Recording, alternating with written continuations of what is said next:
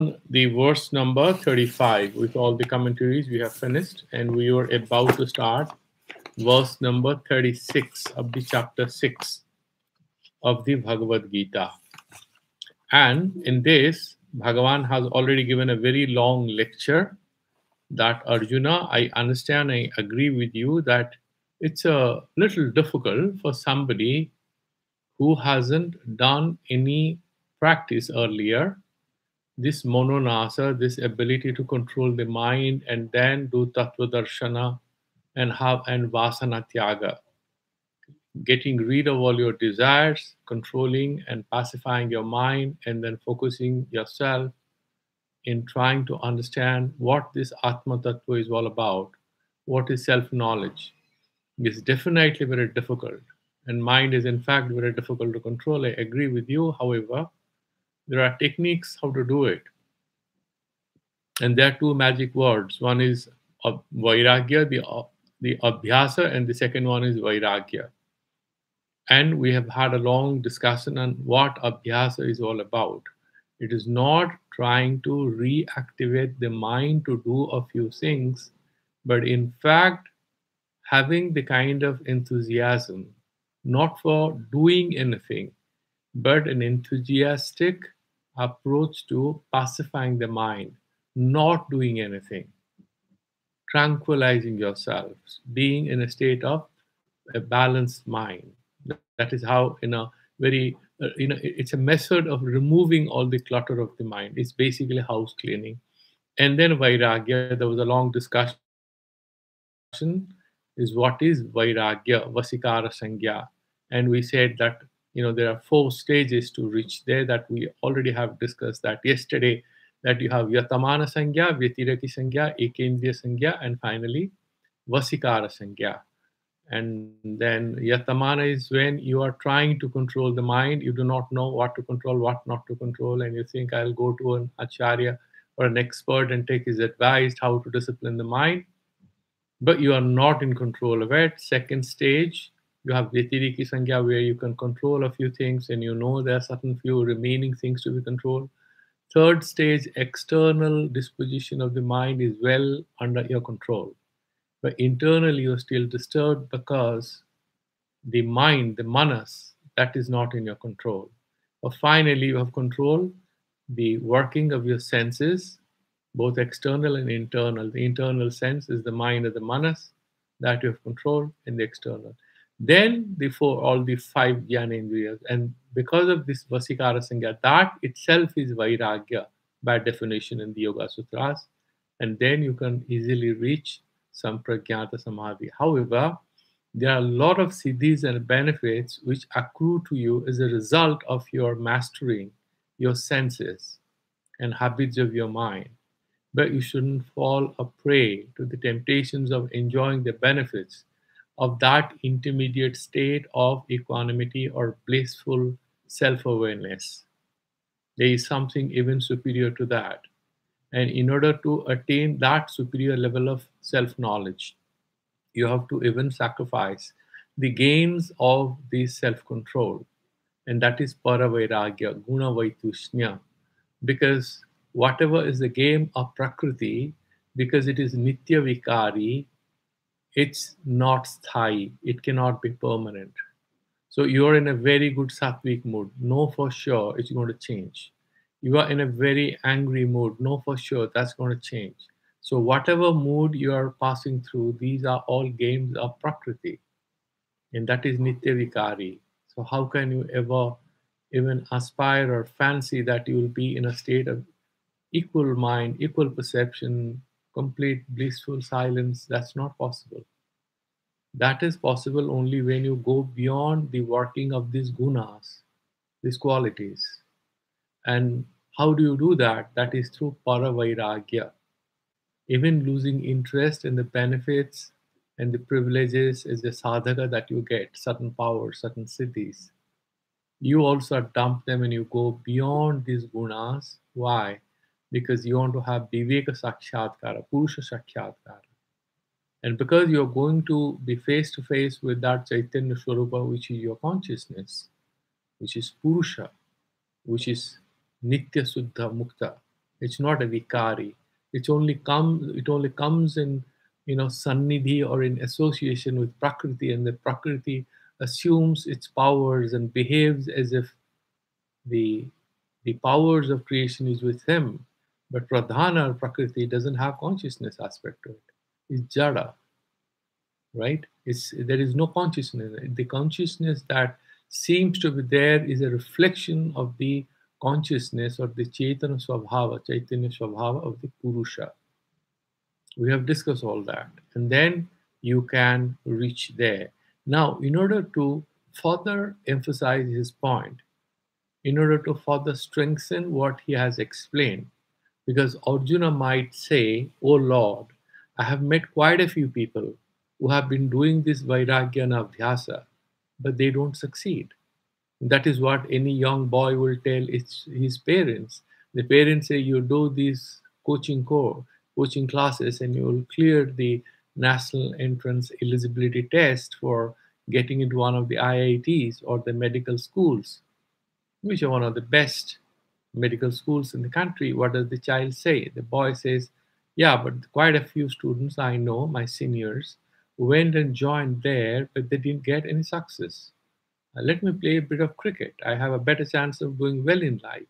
Might argue like this. So Bhagavan says in the next sloka, असंयतात्मा योग दुष्प्राप इति मे मतिः वस्यात्मना तु यतता सक्यो अवाप्तुम उपायतः.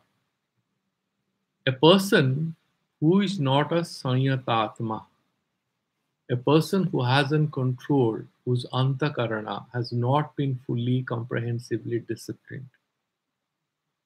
And for him, yoga duspapaha iti me matihi.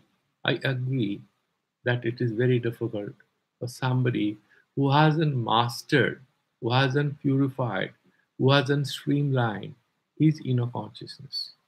For him, this yoga is very difficult to realize, to succeed in it. It's not easy for him. Vasyat manatu, the person who has, however, tamed this always restless mind, the one who has succeeded in having a relatively clean antakarana, that kind of a person, the internal constitution, whatever you call it, antakarana can be manas, antakarana can be mana buddhi together. There's an antakarana to yatata, and he does yatna, he does efforts, perseverance, he keeps trying at it. That kind of a person, that particular aspirant, sakyo avaptum upayataha, he can get the victory, he can claim victory over the restless mind and can succeed in yoga. How can he do that? Upayataha. Because what he's trying to say here is that there could be a doubt in the minds of the student. What about prarabdha? You have mentioned that there is something called a powerful prarabdha, as a result of which we experience what we do in this life, whether it's sukha or dukkha. What's the role of that prarabdha in my yogic practice? This a person might ask. If prarabdha decides everything, whether it's success or failure in my yoga, don't you think prarabdha will have a predominant role to play in this? And Bhagavan has to explain this, and therefore he clarifies to Arjuna without getting perturbed. Let's look at how Shankaracharya explains this, then we'll go to Madhusudan. असंयतात्मना अभ्यास वैराग्याभ्याम असंयतः आत्मा अंतकरणम जस्य सह अयम असंयतात्मा तेन असंयतात्मना योगो दुष्पापो दुखेन प्राप्यते इति मे मतिः. He has to work very hard. The one who hasn't controlled his mind, he has to really work very, very hard. That is what he's saying. That if this fellow has never practiced abhyasa and vairagya, if he has never practiced abhyasa and vairagya, and he thinks that he can master his mind, he can be a successful practitioner of yoga, no, that's not for him, because he hasn't sort of purified, controlled, disciplined his antakarana, the internal aspect of his being. Antakarana jasya saha ayam asanyatatma tena. By that asanyatatma, that means asanyatatmana. Yoga duspapa. This particular yoga for him, he can get it, but he has to work very, very hard. Prapya dukhena prapyate iti me matihi. This is my view. Yahatu, however, the one. Punaha vasyatama. If he does abhyasa and vairagya, he does this crash course in controlling his senses. For that fellow, abhyasa vairagyabhyam vasyatvam. He gets that mastery as a result of practice and detachment, abhyasa and vairagya. Apaditah atma mano yasya saha vasyatama. The person who has applied the techniques of abhyasa and vairagya and he has tamed his mind. That fellow is vasyatama. Tena vasyatamana. Vasyatmanatu yatata. The guy who is doing a lot of efforts is a persevering person in nature. Bhuya api prayatnam kurvata. He does a lot of efforts, a lot of prayatnam. Bhuya. He keeps doing it. Sumptuously, not somebody who enjoys life. There's somebody who can comprehensively sit for long hours to get success in this particular practice of yoga. For him, sakyaha avaptum yoga upayataha yathoktat upaya. Upayata means what? Is by means of hard work, and there are certain specific techniques, and these techniques he can apply to reach there. Okay. However, he is trying to sort of make a particular interpretation of this. Madhusudana Saraswati will twist it and make it a debate. Shankaracharya is very straightforward because his attention is much more focused on vichara. He doesn't get into the nitty gritties of Yoga Sastra, which Madhusudana Saraswati gets into. Madhusudana Saraswati also gets into a lot of debate on other aspects because he is a very dedicated sadhaka as well, and he wants to advise the students. Okay, and he was writing roughly about 700-800 years after Shankaracharya, so his times are also different. And maybe yogic sciences have become much more popular among the intellectuals. So Madhusudana Saraswati, he is kind of giving a yogic twist to the interpretation of this sloka. To my mind, that is pretty valid and relevant. Yattu tvam avochaha prarabdha bhogena karmana tattvajnana api prabalena swaphaladhanaya manaso vrittisu utpadyamanasu katham tasam nirodha kartum sakya iti tatra uchyati. So why is saying Bhagavan may have mentioned this sloka?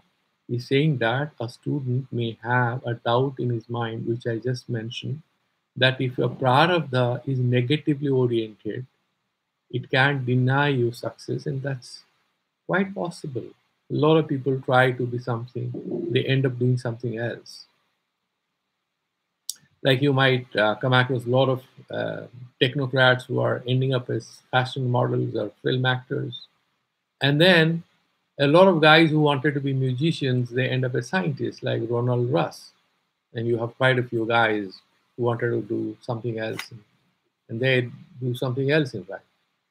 Okay, so that's quite possible. And he's saying, if that is the case, how do you explain that I'm going to succeed in yoga?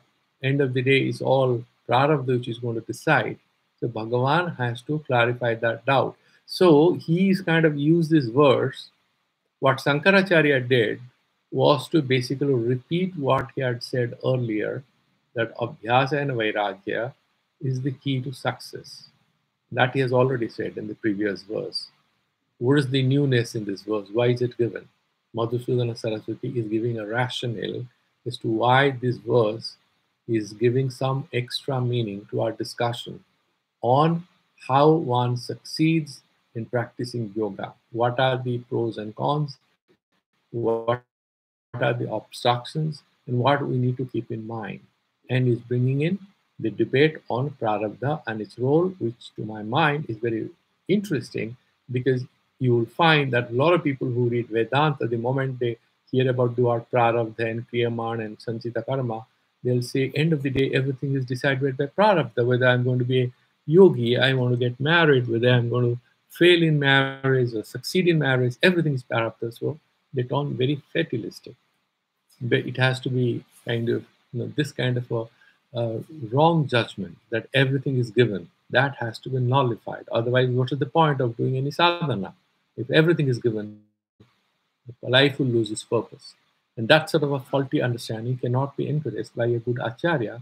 So our dear Madhusudana Saraswati is kind of telling us that no, prarabdha is there, it's a powerful force, but don't you feel depressed or don't turn fatalistic at all, because there's a great significance that your own effort is going to have with regard to how much you're going to succeed, where you're going to go.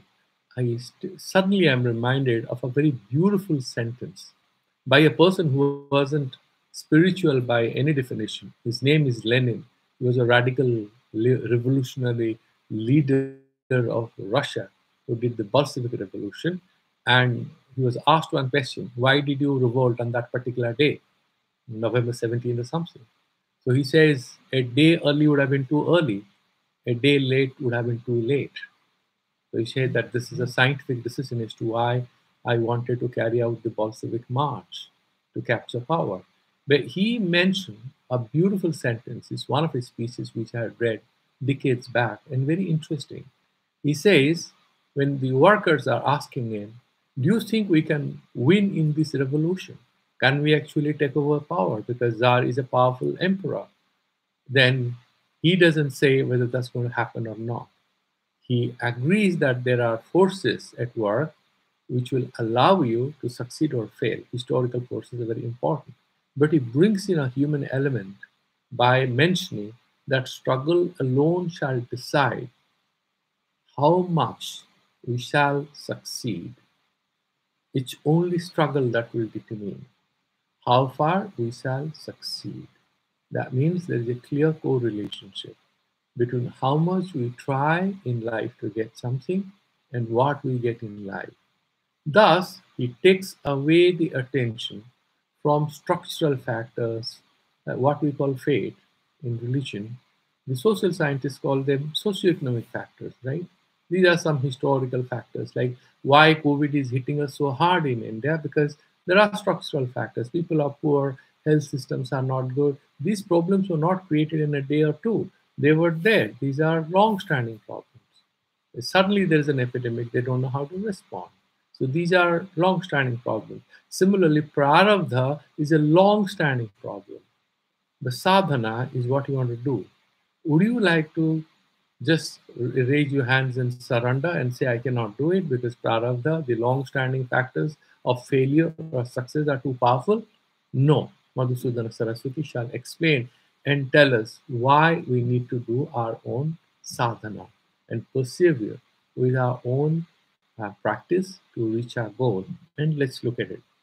असंयतात्मना योग दुष्पाप इति मे मतिः वस्यात्मना तु यतदा शक्नो शक्यो वाप्नु मुपायतः उत्पन्नोऽपि तत्त्व साक्षात्कारे वेदांत व्याख्यानात् व्याख्यानादि व्यासंगाद okay व्यासंगाद आलस्यादि दोषात् वा अभ्यास वैराग्याभ्याम न संयतो निरुद्ध आत्मा अंतकरणम येन तेन असंयतात्मना तत्व साक्षात्कारात् कारवतापि योगो मनवृत्ति निरोधो दुष्पाप दुखेनापि प्राप्तुम न शक्यते प्रारब्ध कर्म कृतात् चित्त चांचल्याद् इति चेत त्वं वदसि तत्र मे मतिः मम sammatihi tattva eva ityartha.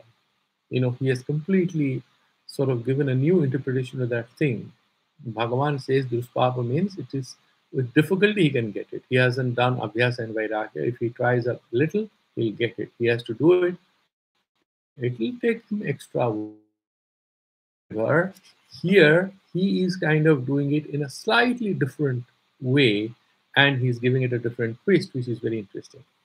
He's saying, even though you have tattva sakshatkara, the opportunity has come to you. Let's imagine. Vedanta Vyakyanadi And then you have intellectual understanding about what is yoga and what is Atma and why you need to meditate. Those things you have. However, Vyasanga, but then you have this mental associations with several other old habits or mental impressions or formations. Like you love rock music, maybe not a bad idea. You have liked it as a young man, so you love listening to it. Or maybe you love perfumes, good dresses, good food, all these things. Fine, you have inherited. So these are all kinds of, and your mind is kind of associated with multiple areas of interest. Then alasyadi dosha, then you have a bit of laziness. Alasyadi means what? Pramada also included. So what is alasya? Physical heaviness of the body obstructing your movement towards achieving something. Pramada is physically you are fit, but mentally your emotional predisposition is negative. You don't want to do it. Okay? So this alasya pramada adi dosad ba abhyasa vairagya bhyam no sanyato, or is adding either there is something inherited problem or you did not. You had these problems plus you did not do vairagya and abhyasa. If you haven't done it, then what are you? You are asanyatama, the atma. That means you are not a sanyata atma. Atma here is antakara. So he's a person whose mind is a little muddled. This mind is a little conflicted. It is not integrated. It's not oriented towards one goal. There are multiple areas of interest, and therefore this mind is pulled from different directions.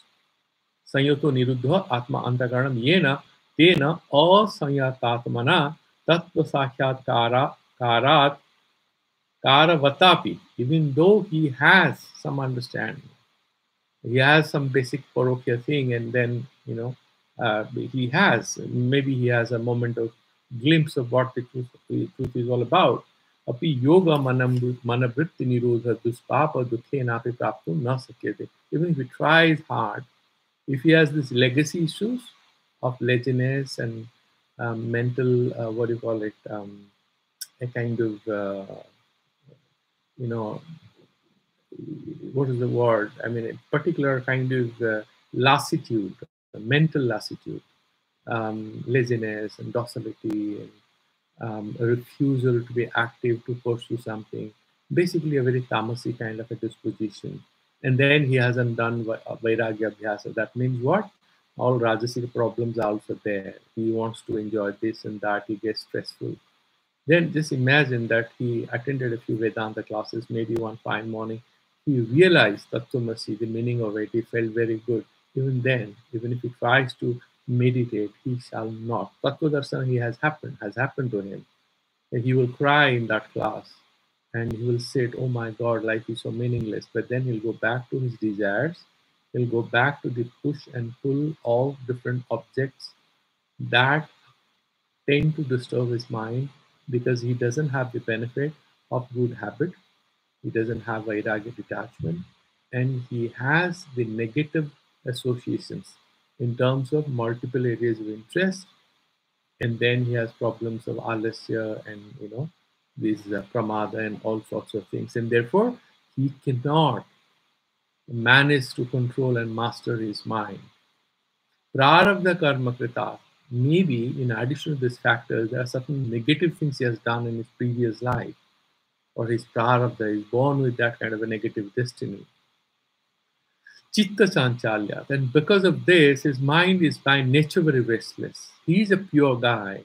He is having deep religious aspirations or spiritual aspirations to attain some sort of a yogic quietude and a balanced vision.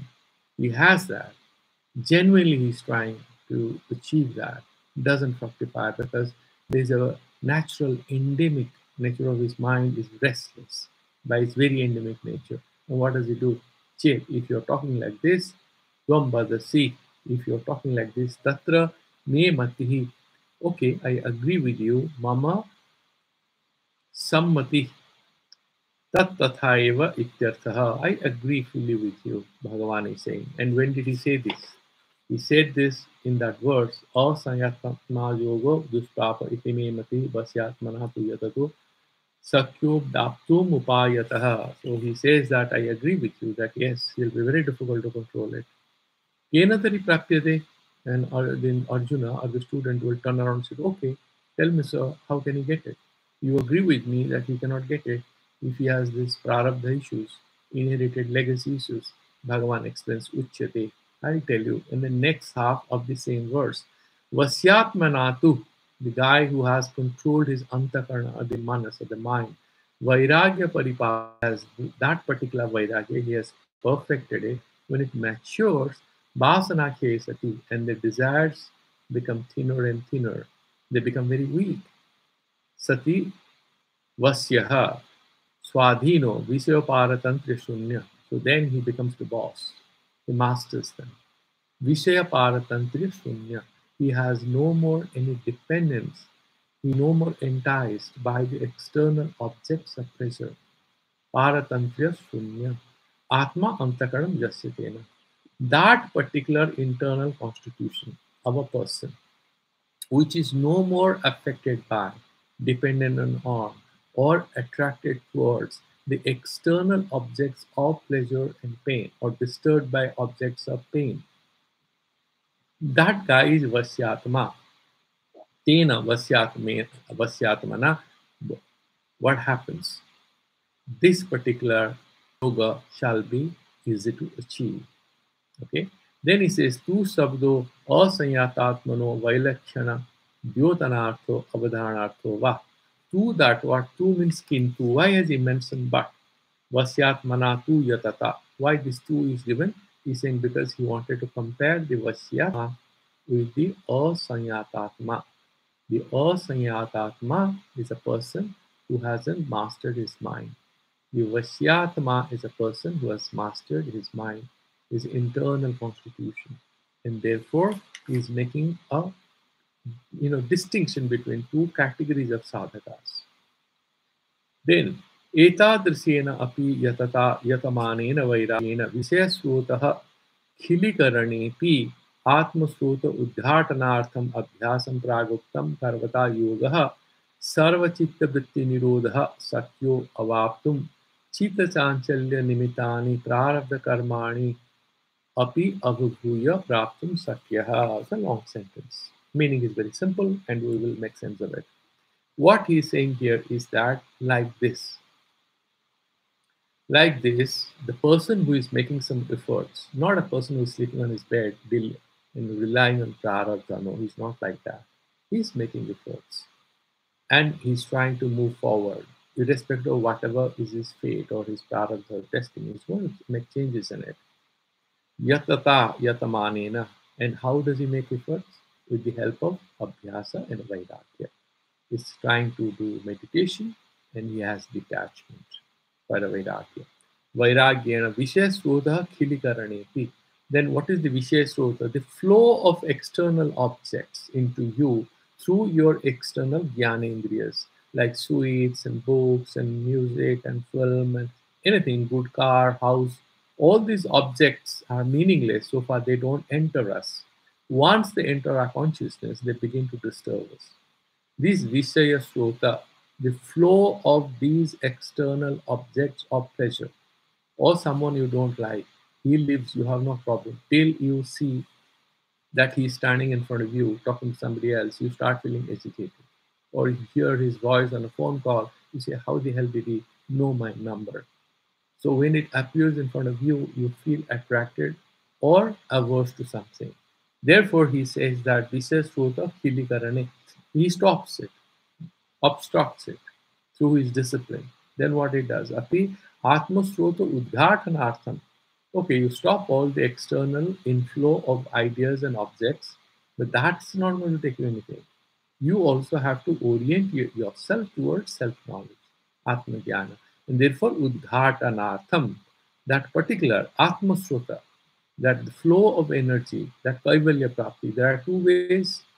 One is Sansara Vaha. It will go towards Papa, Papa Prabha. It will take you towards sinful experience of the life. It will trap you with karma bandhas. The other one will take you towards Kaivalya Prapti, towards liberation, towards purification, right?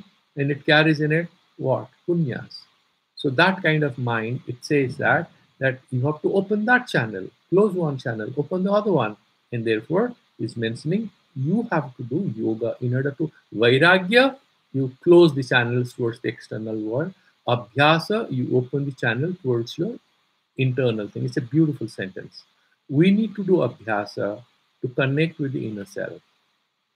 And we need to practice vairagya to disconnect with the external attractions. I think that is very beautifully summarized in one sentence. What is vairagya and abhyasa? Vairagya is negating the chain and the bondage and everything imposed on our consciousness from outside and from our own impressions of the past. We have to break those chains. And once you are free from the prison of the sansara, and the papa sanskaras and everything, you have to go to your destination. That requires abhyasa. And then that atma srota udghatanartham. What do you do it? Abhyasam, praguktam, what I have explained to you all, kurvata, by doing that, yoga sarva chitta vritti nirodha. That kind of yoga, by dint of which you can actually pacify the mind and all modifications thereof. Sakyo, that means you're capable, you're going to succeed. Avaptum, to reach there. Chitta chanchalya nimittani. How can you reach there? Because he's saying the cause of chitta chanchalya, the cause of your restlessness, is partly inherited in the form of your bad fate or good fate, which is prarabdha. The bondages which are imposed on you is the sum total of all the karmic energy which is stored in you. That is your prarabdha. And then prarabdha karmani abhibhuya praptum sakya. So those enemies are still there. There is a loan that you have to repay. That is prarabdha. So this fellow starts to open the channel towards Atmalabha, Atma Sakshatkara. First, it disconnects with the samsara through Vairagya, then tries to connect with the Atma through Abhyasa. However, there are a few enemies. Who have these? Prarabdha Krita, that is Chitta Chanchalya. So he has to defeat that prarabdha or the influence of the prarabdha. He has to neutralize these enemies, isn't it? So now the question is, why, even though we have a powerful prarabdha, we still need to do sadhana. That means the Shastra says that we have the capacity to overcome whatever is there in the prarabdha. It's not that we are just victims and we have to helplessly accept whatever is written in our horoscopes. No, there is enough room for achieving whatever you think is your spiritual goal in this life. And it requires, that is Purushartha, that is Purushakara. He will explain now. Katham ativalavam arabdha bhoganam karmanam avibhavaha. How can you defeat my Lord? All these karmas who have started to give you fruits. It's not easy because you are saying that prarabdha karma is like an arrow which has been shot already. It's in the air. It will travel the distance till it loses inertia. And that inertia is born out of the power of karma. You cannot stop it midway. Even if he gets some jnana, he's going to suffer. We've seen that in the lives of many saints. So why are you trying to say that this particular prarabdha can be nullified with Purushartha of yoga? Uchyate. Okay, I shall tell you, Bhagavan says, upayataha, by a certain method of yoga.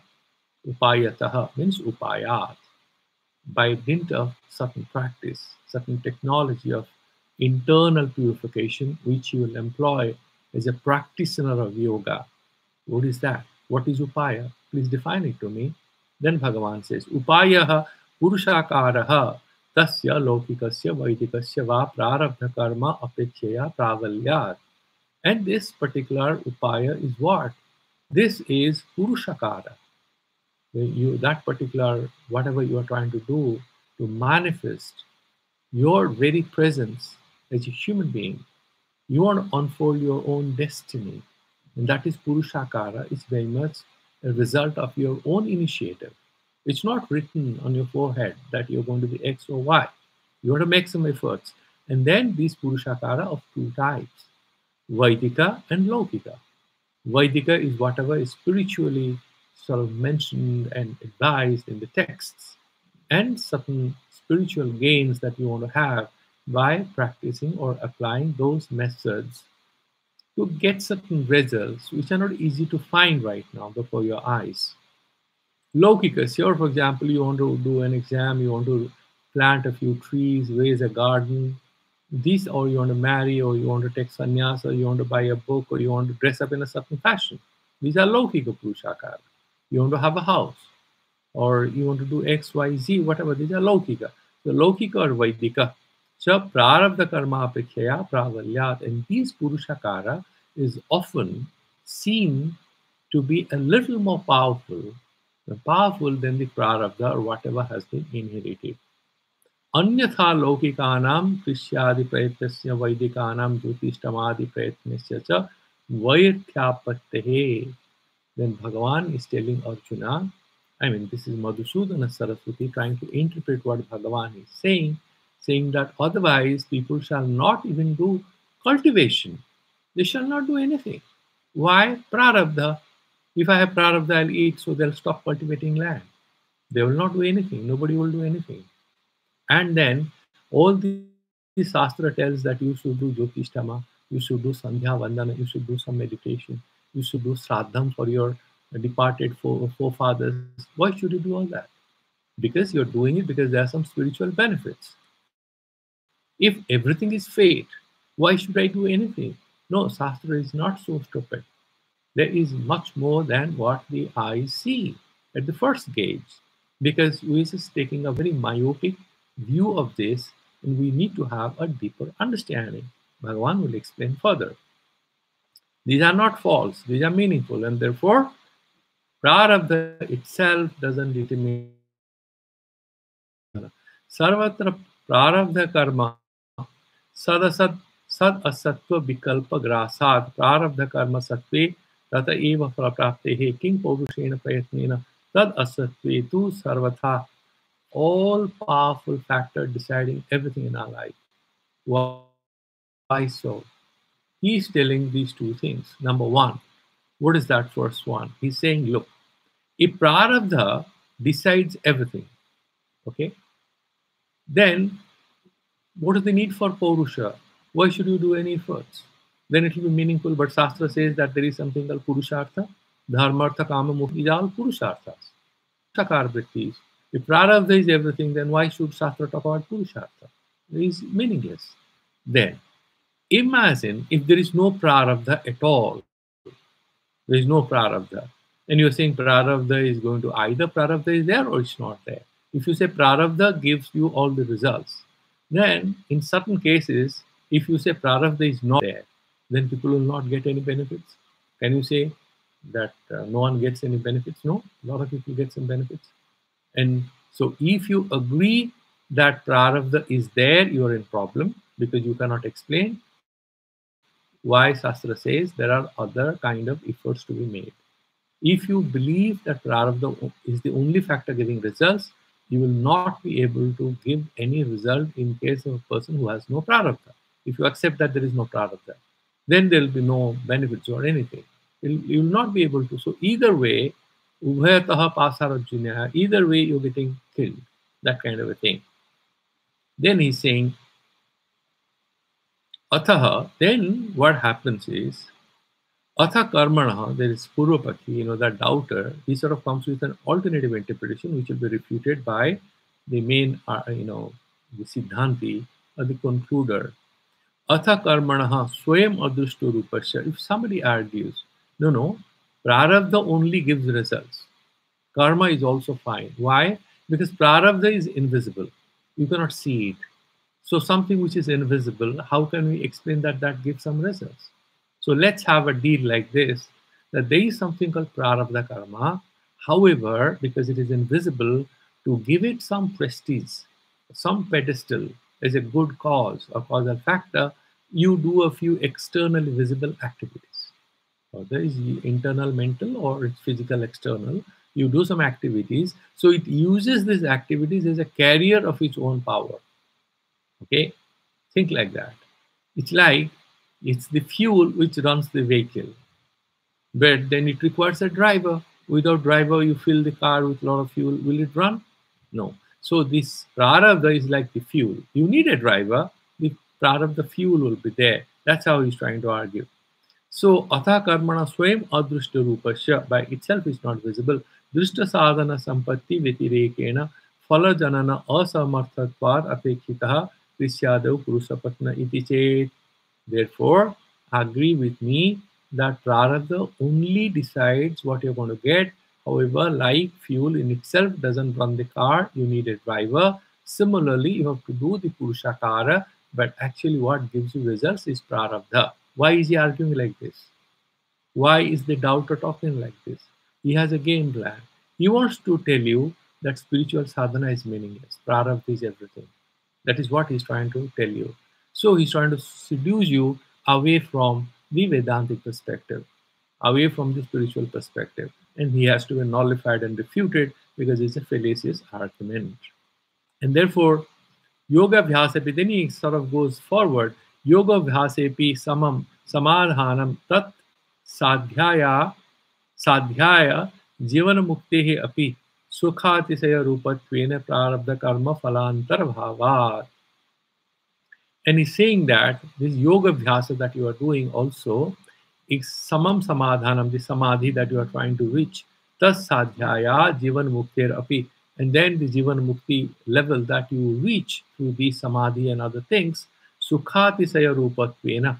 And because there's a very blissful state, why can't you include it as prarabdha karma phala antarbhava? I will include all that as prarabdha karma phala. That is the opposition's argument. Athava, then he again argues, yatha prarabdha phalam karma tattva jnanat prabalam iti kalpyate drushtanpat. तथा तस्मादपि कर्मणो योगाभ्यासः प्रबलो अस्तु शास्त्रीयस्य प्रयत्नस्य सर्वत्र ततः प्राबल्य दर्शनात्. Now what the Siddhanti is very intelligently telling, oh really, if you argue that you want to include all these sadhana and everything in prarabdha karma phala, you want to include there, okay, you want to talk like this, not a problem. But I will also quote from different texts to tell you that the Shastriya karmas, which are mentioned by the spiritual texts, these Purusharthas, they are definitely more powerful than the dead Prarabdha, because Prarabdha has no creativity, right? It's like a program. That is the initial program in the operating system. But the quality of the computer improves with different other software you download and you load in it, isn't it? There is an operating system. That is the Prarabdha. Does it determine what are the things you can do with your computer? You think like that. So our Purushakara Vritti is the other software that you load in your computer in terms of like antivirus. That is a Vairagya, Abhyasa. You want to do some programs. You don't want to do some coding. But operating system, yes, that is Prarabdha. That's given to you. So what? Prarabdha is there. But what is the quality of your experience with your laptop is going to be determined by what are the things you're going to put there to prevent it from getting hacked, from not working, or getting hacked or something, right? So you understand that if I put that example, so he's saying that therefore Prabalya Darsana Purushartha is advised in the Shastras is definitely more powerful. Tatha cha aha Bhagavan Vasishtaha Madhusudana Saraswati, in order to inspire us, lest we get depressed thinking that we have a negative past, that we were not very spiritual as children, that we were having a lot of quarrels with our siblings as young children, or for example, we are not so good as, in our youth, or somebody will say that I'm born in a bad family where people don't understand Sanskrit, who cannot teach me, like an American, for example. He might tell you that my prarabdha is bad, so I'm not born in India, or I'm born in China or Japan where a lot of non-vegetarian food I eat, so I don't have a sattvic nature. You can't talk like that, but that is stupid. When he's saying that, it's very important to recognize that Purushartha always adds more strength to whatever you achieve, irrespective of your prarabdha. It is true, prarabdha shall give its results, but it cannot nullify the additional things that you do to reach higher echelons in the life of your own sadhana. And he's quoting few beautiful verses from the Yoga Vasishta. Sarvam सर्वम एव इह सर्वमेवेह हि सदा संसारे रघुनंदन सम्यक प्रयोक्तात् सर्वेण पौरुषात् समवाप्यते उत्सास्त्रम शास्त्रितम चेति पौरुषम विविधम स्मितम तत्रोत्सात्र तत्रो उत्सास्त्रम अनर्थाय परमार्थाय शास्त्रितम. It's a very simple thing, which is again repetition of what we have done earlier. He's saying that all the sadhanas in this sansara, all the efforts that human beings do, sarvam eva iha, in this sansara, iha is jagata sansara, iha sarvada sansare, o raghunandana, samyak prayuktat sarvena, paurushat samavapyate.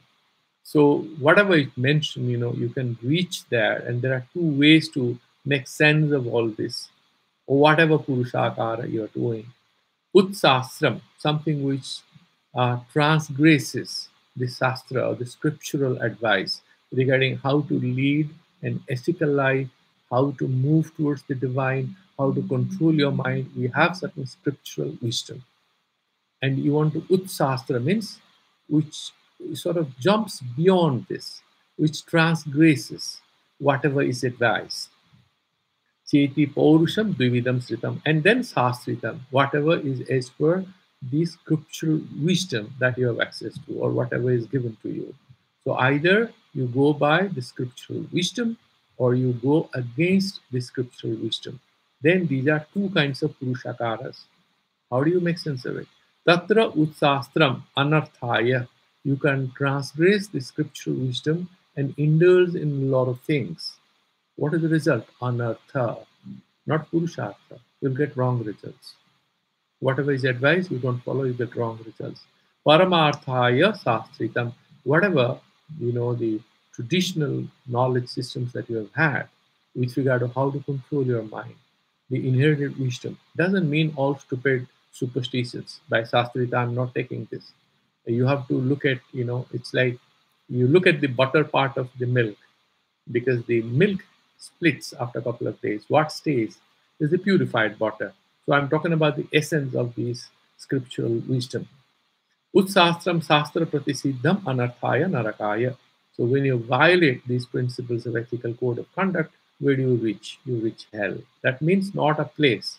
Basically, you will disintegrate here and now, and you will do things which are against yourself. Sastritam sastra bhitam antakarna suddhi dvara paramarthaya chaturshu artheshu paramaya mokhyaya. What are the chaturshu artheshu? The purusharthas for dharma, artha, kama, moksha is for the shastras. When you practice them, then ultimately dharma, artha, kama, and moksha. So you have married, you have taken care of your wife and children, you have done your vidyarjana, you have taken care of parents, and finally you will do vanaprastha, have some kind of a charitable role in society, help some underprivileged, and then graduate to a higher spiritual path of complete focus on Vedanta studies. And it's not useless. And the other day I was listening to a talk and I liked it, where some lady, I think from Tamil Nadu, she was giving a talk saying that why don't you look at Vedanta as one of the retirement plans, that when I retire, I'm not going to waste my time watching TV or getting depressed, but I'll already prepare myself with some Sanskrit and I'll get into the Shastra so that my time is meaningful and I prepare to drop this body.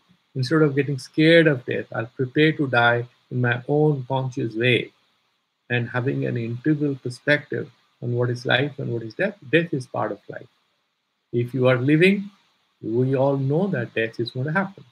But it's going to happen, we get scared.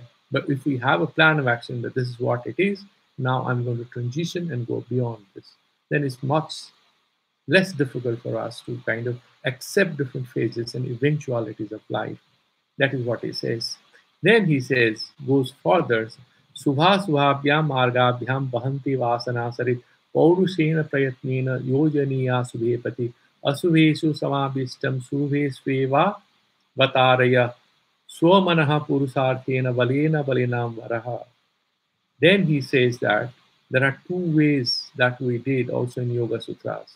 That either it will have that Nimnagati going down towards Visaya, Sansara, Papa, that's what the mind will go.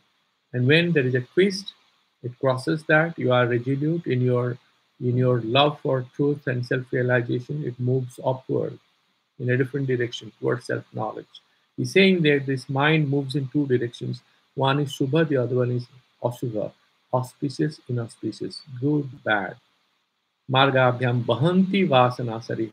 This river of Vasana, this river of desires, beautiful. This Vasana river, Vasana Nadi, Sari, it moves. Paurushena Prayatnena Yojaniya Subhepati. We had read that earlier.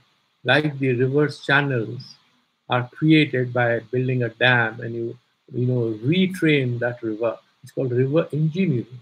You move away the water from going down towards the sea, you irrigate more land, make the river walk. Similarly, here you are retraining that river channel. Paurushena Prayatnena Yojaniya Subhepati.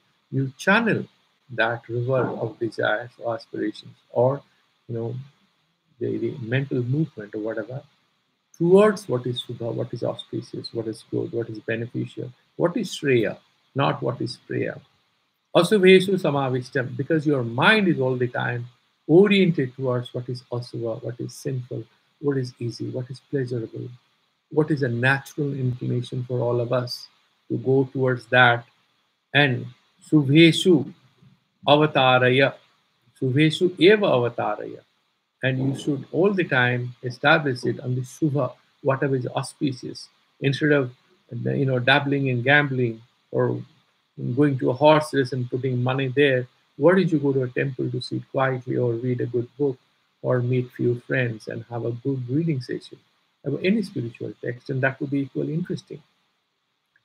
Swamanaha, this Swamana, your mind, which is always Samavishta and Asubha, you shift it, take it away from Asubha and put it in Subha. Purusarthena Balena, He Balinam Bara, O Ramachandra, you are the most powerful among the powerful. Why don't you apply your force to establish your mind on Subha, not Asubha? And this is a kind of an inspiring quote because all of us, in a way, have huge potential to establish our mind on Subha, not denigrate ourselves to go and get stuck with what is Asubha. And then Dragabhyasa Vasadyadi Tadate Vasu word is always used. Mahabahu Bhagwan tells Arjuna to inspire, motivate them. So we can all see ourselves as Arimardana. In our own ways, we have fought with our difficulties in life. And he's saying, Safalyam Biddhi, when can you say that you have succeeded in your abhyasa? Abhyasa vairagya abhyam tan nirodha, mana nirodha. When can you say that your mind has succeeded in this abhyasa? He's mentioned a particular thing. When you become vidheyatma, naturally your mind moves towards what is subha, what is auspicious. That is the day you can call yourself successful. When you don't have to move, force, drag yourself towards something good, it naturally moves towards that. Then you have succeeded in your spiritual sadhana. Drag abhyasa, drag means fast. Drag abhyasa vasadjadi.